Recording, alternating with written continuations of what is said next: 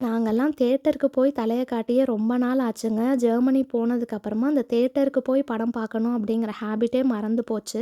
ஏன்னா, அடல்ட் மூவிக்கெல்லாம் குழந்தைங்கள அலோவ் பண்ண மாட்டாங்க. ஒரு சில ஏஜ் ரெஸ்ட்ரிக்ஷன்ஸ்லாம் இருக்கு. இதே கிட்ஸ் மூவி அப்படின்னா தாராளமா கூட்டிட்டு போலாம். ஸோ இந்த மாரி ரெஸ்ட்ரிக்ஷன்ஸ் இருக்கதுனால நானும் பிரபாவும் வந்து தனியா அங்க போறதுக்கான சான்ஸே கிடைக்கல. பட் இந்த தடவ ஊருக்கு வந்திருக்கனால அம்மா கிட்ட பசங்கள விட்டுட்டு, நானும் பிரபாவும் மகாராஜா மூவி பார்க்கலான்னு சொல்ட்டு ரம்பா தியேட்டருக்கு தான் வந்திருக்கோம்.